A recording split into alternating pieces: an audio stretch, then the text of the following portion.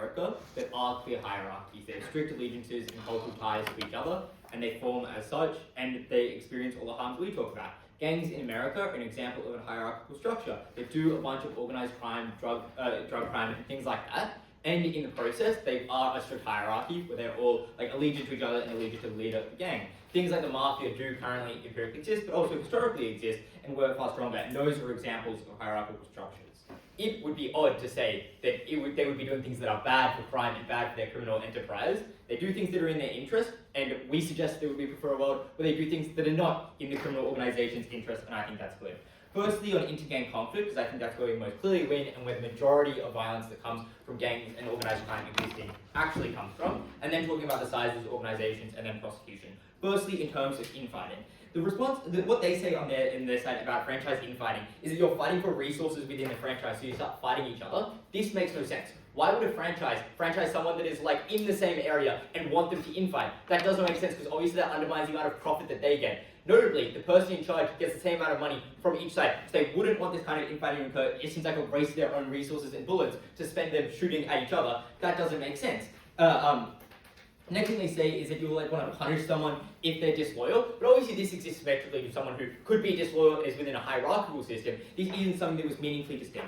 We give you a couple of things and I'm going to extend on them. The first thing that I would say is that this is often done in place of violence existing. That is to say, when you are doing things like trying to consolidate territory and consolidate markets as a criminal organization, trying to enter into a new city, you could do so violently. You could overtake the existing gang and the existing criminal enterprises that exist there and put your stuff there instead. That is violence, that results in death, that is particularly bad. On our side, this is done in a far more concessionary manner. We just say you can become a franchisee of what we currently have. Instead of killing that person, you just take the cut of their revenue. The amount of cut that you take is proportionate to the amount of violence you could have inflicted on them. The kind of autonomy that exists here is just a bartering system about how much autonomy you grant to this person as a franchisee. And that kind of thing means that you get less violence because you're far more likely to see consolidation that companies want to do on either side occur in a far better practice and in a far better way that results in less violence between gangs that currently exist. But furthermore, I would say, you're far more likely to see the kind of infighting that they see within things in the case of what they describe, which is cutting off the head of a hierarchical system. And the reason this is important is because people are far more tied to the identity of the group, and that rather than just being it for the money, like we described.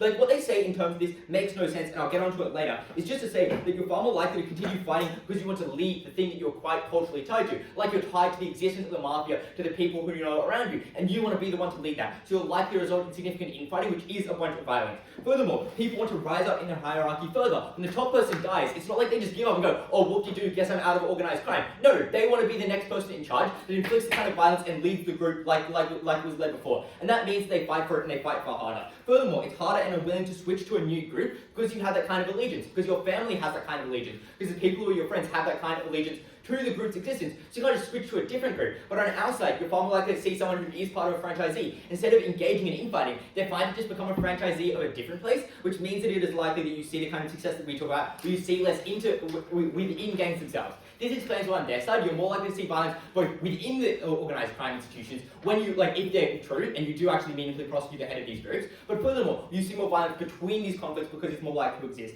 This is why Mexico is hesitant to go after things like leaders of cartels, because it causes massive amounts of power vacuums, which is particularly harmful. But furthermore, we explain to you, and it gets no response. And Lachie has a weird comment here, which he thinks is like a 1-to-1 ratio of these organised groups. We explain, you're just more likely to see far more hierarchical groups exist, because they can have a smaller scope, which means you just get 2 or 3 of them in a city, rather than 1 in a city, which means you're more likely to see those groups fighting over the resources of that city. Because a franchise itself won't fight within itself, but they will fight between other groups, which is far less likely to occur on our side when they can be bigger, and they engage in the kind of non-violent consolidation of areas and territory and market that we describe, as opposed to what they're forced to on their side, which is a violent consolidation of markets, which results in the kind of violence and the collateral damage that we tell you exists. Now let's talk about the size of these groups where they spend a lot of the time in this debate. Firstly, they say obviously you're able to do franchises at a larger scale, but even if you do it at a larger scale, that just suggests there will be more, this isn't a reason as to why there's more crime on either side. It just suggests there's more hierarchical, organized crime, and we have less,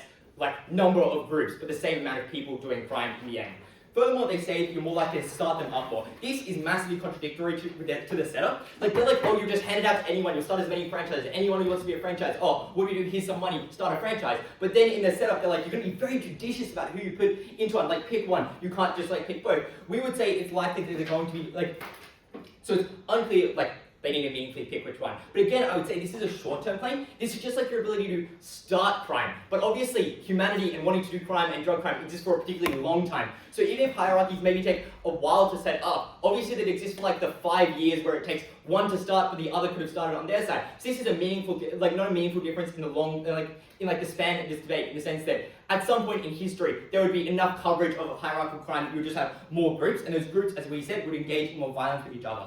The next thing they say is the franchise is far more likely to be persistent, and they are just providing maximally symmetric reasons here. They say that if you take down the leader, the brand name persists, as though that wouldn't be true of organized crime. We explain there's a far greater persistence, because rather than just being tied to the monetary aspects, which kind of leave you when you're no longer part of the franchise because you don't get that brand, that like attachment to the brand and the protection that it gives you. Instead, you have a hierarchy, you have a cultural allegiance, which I would say is far more likely to be persistent, whereas your family name and your family business that you're a part of, that is far more persistent than what they describe, which means that I would say that hierarchies are more likely to be persistent in this world. They say if you kill the leader of a hierarchy, you kill the name that people were scared of. But people were not scared of the name, they were scared of the guns and the people they controlled, and that can still exist on our side. The person who was second in command can go up and now be in command of those groups. It's unclear why it's true that the franchise, why this is like more persistent. Again, we would say it's far more likely persistent on their side because people are invested. The hierarchical structure means you can move up, means you want to move up, and that exists far more on their side than it does on ours. We explained that you're also less likely to catch this person in the first place on their side, which means that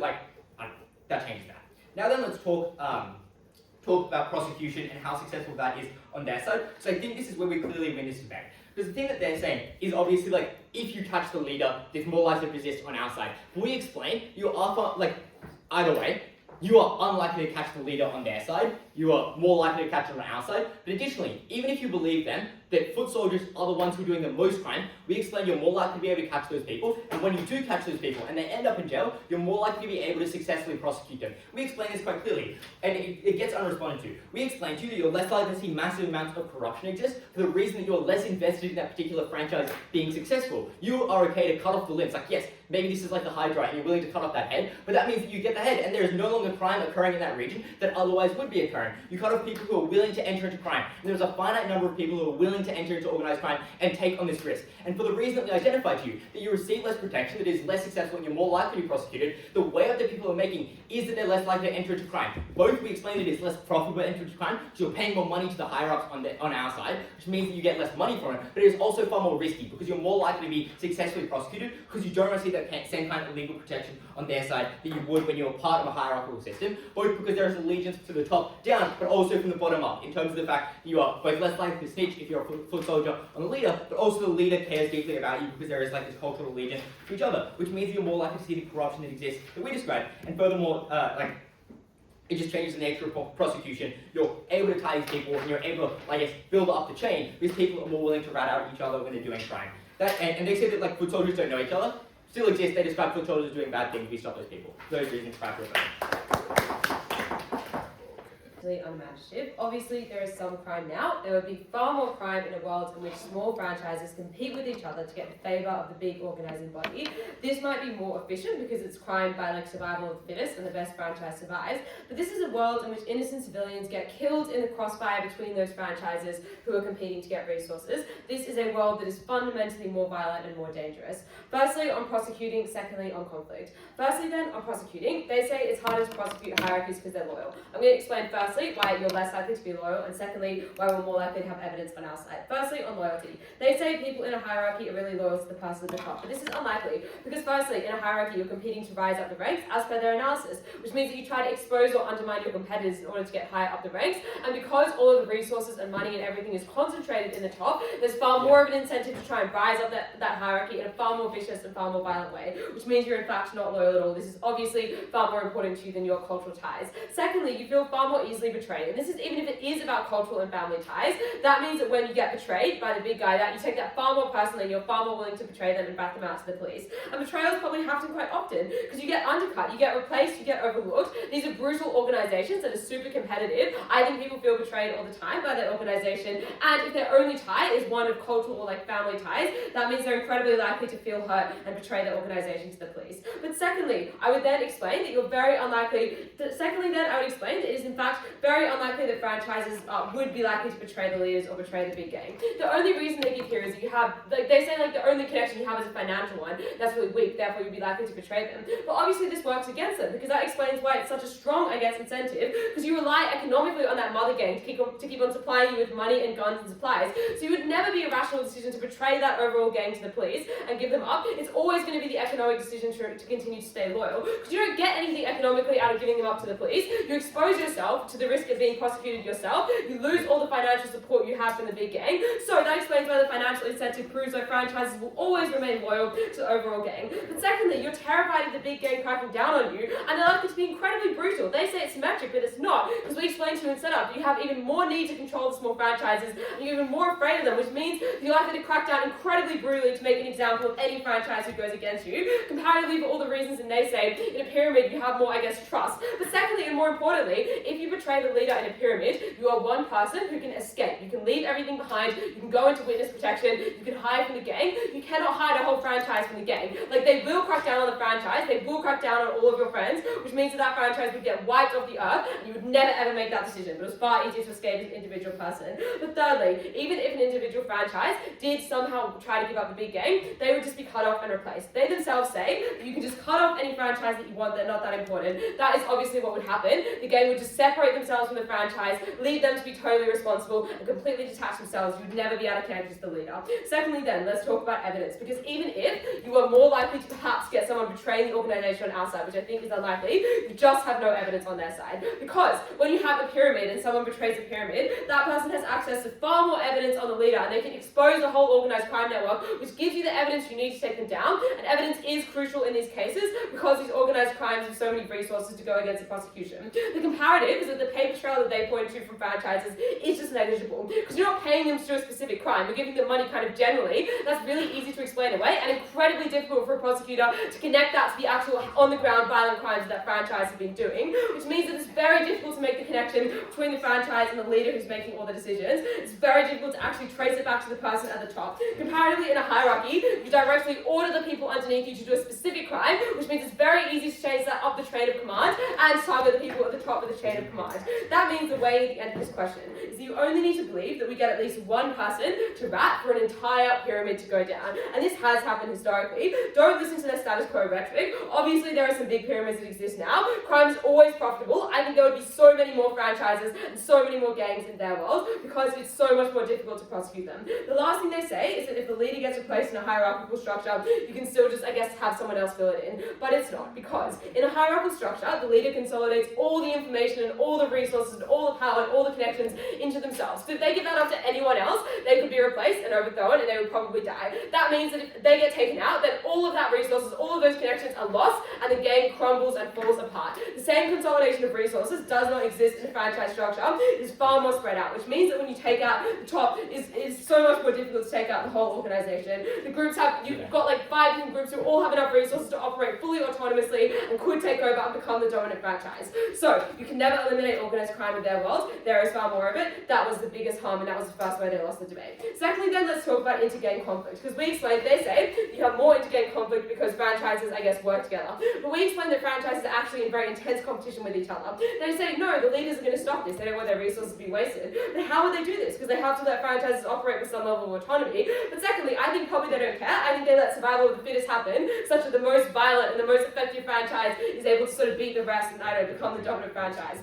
The next thing they say is that consolidation is a good thing. They say that all the little gangs in the area are going to join the franchise. It's better that they're fighting as franchises instead of fighting with gangs. So I will explain why it is far better to have inter-gang violence than it is to have inter-franchise violence. This is because, firstly, these gangs have historical rivalries. That means that when you force them to work together as franchises in the same organisation, those rivalries don't go away. These are often very long and very deep ties, which means there's likely to be incredible amounts of conflict within that organisation, and they are likely to be incredibly aggressive towards each other. But secondly, when they fight between franchises as opposed to between gangs, firstly they have more weapons because they're now getting more weapons, more supplies and more skills from the big gang at the top, which means those fights are more violent. This is a knife fight, this is a gunfight now instead of a knife fight, which means more civilians get hit in the crossfire.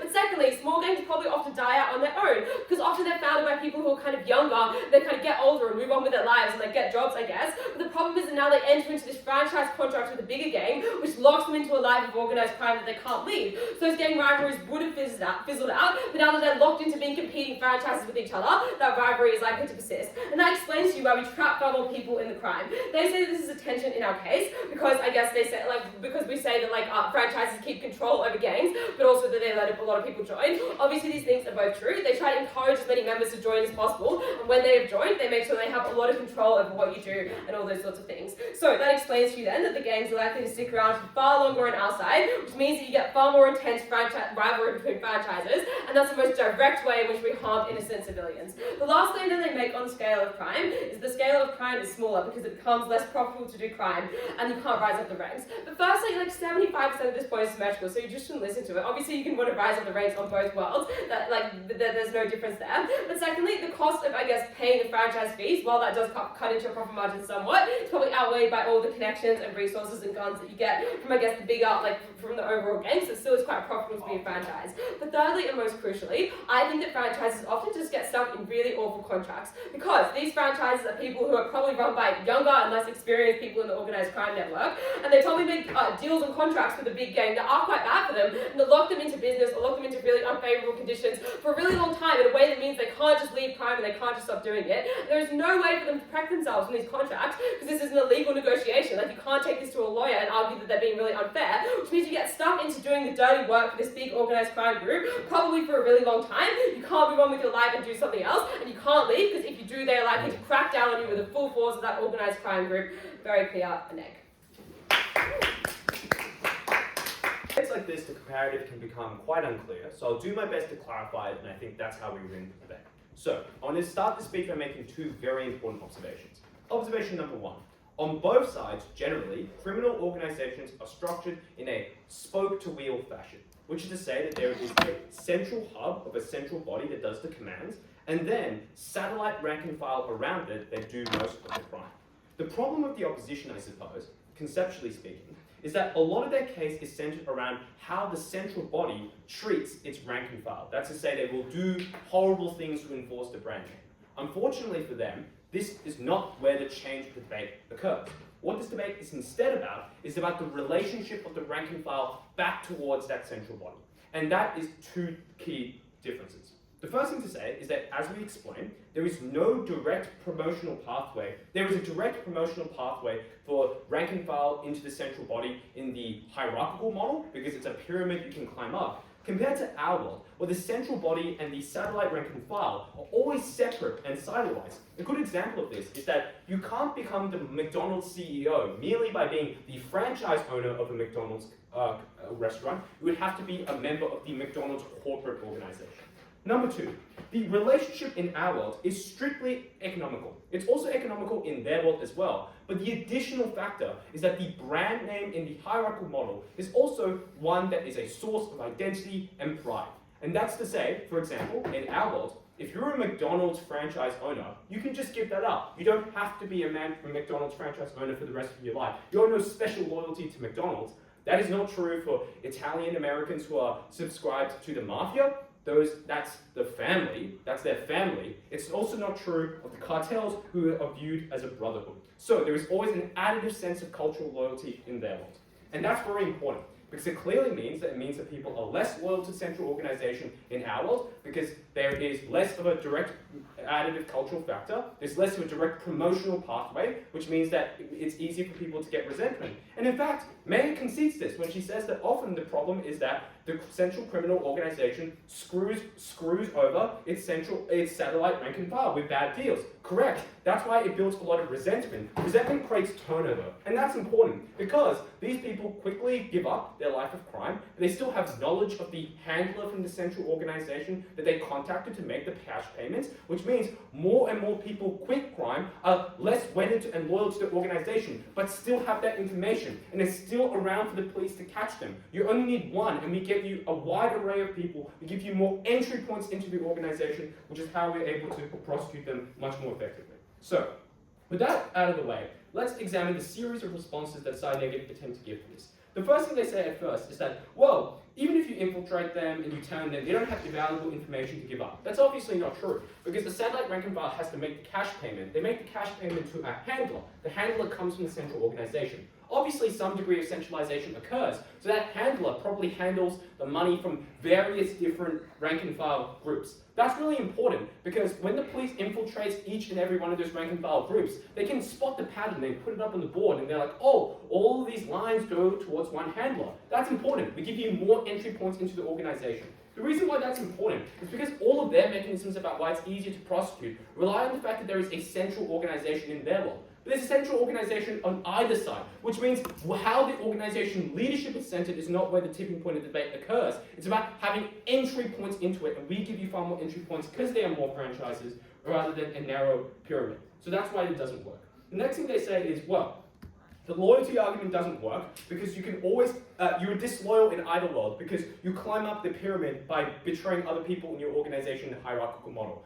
Yeah, if you do that in the Italian mafia, you get killed, right? Like that, obviously the way in which hierarchies insulate themselves from that problem is by constructing a series of rules that you can't kill other made men, which is precisely what insulates themselves from that problem. Next, they say, well, you take the betrayal personally when it's from people that you thought were your family. I think the inverse is true. You're more likely to rationalize to yourself, well, maybe they just didn't think that I did a good enough job. Like, they are looking out for me because they didn't believe that I was ready to accept that kind of responsibility. You're more likely to trust them because they were personal to you, because they've indoctrinated you, rather than someone who's a strict employee basis. You're more likely to think that you were screwed. They say there is an economic incentive, which means you're dependent on the mother gang. You're dependent economically on the mother gang in either world. The additive factor which they had to defend is that you also feel a sense of cultural loyalty towards them, which you do not have if you're operating under a strict franchisee model, which is why that doesn't work. The last thing they say is, well, the central gang can always replace the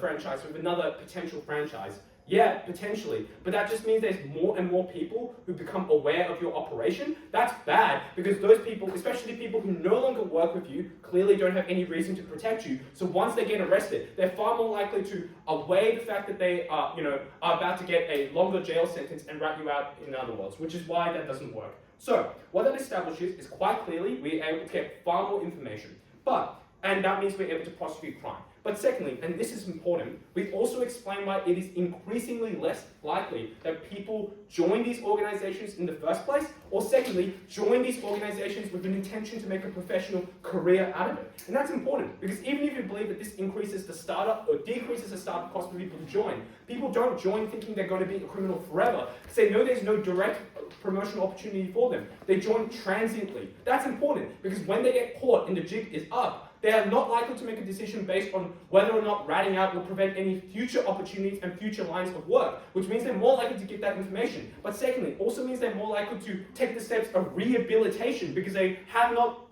predisposed and set themselves into thinking, I'm going to be the mafia for the rest of my life. I'm going to be in the cartel brotherhood for the rest of my life, which is why we get fewer and fewer rank and file to do a lot of the grunt work, which this team concedes is where the vast majority of crime happens. It's the command group can do nothing if the rank and file is not there to commit the crimes for them. That's why we're easily able to win, both on prosecution, but also directly on crime reduction. We kill two birds with one stone. Now, I will move on quickly to how we're able to win this debate separately on two other metrics. First, on the scale of crime that's operative. They say bigger is better, but it's what you do with the size that matters. Which is to say that, well, they get more money and the money gets funneled in, but you can't spend that money in a cross-coordinated fashion. What we explain is that since the franchises don't know each other, how do you coordinate to run a sophisticated, complex drug supply chain? How do you coordinate to get the airport up, the port up, if the franchises are not meant to know each other, which we explain that has to also be the case with a central organization to not be betrayed by all the franchises collectively ganging up upon them, or to keep each of the franchises, or to protect their own reputation. So clearly, even if the organizations are large in scale, they can't be larger in terms of what they do with their size and how they coordinate, which is precisely why we think that these franchise model makes them less effective. Lastly, on infighting, they say at Mayor the franchises eat each other and that the central gang wants to do this. Why? If franchises eat each other, that doesn't increase the net territory that the central organization has, because they're just fighting over the slices of the pie that the central organization has already given them. So that doesn't add any benefit to the central organization, and in fact eats at their profits, because instead of spending the money to increase their territories, they're spending the money fiddling and attacking each other. That is costly for the central organization, which is why they do not allow franchise infighting.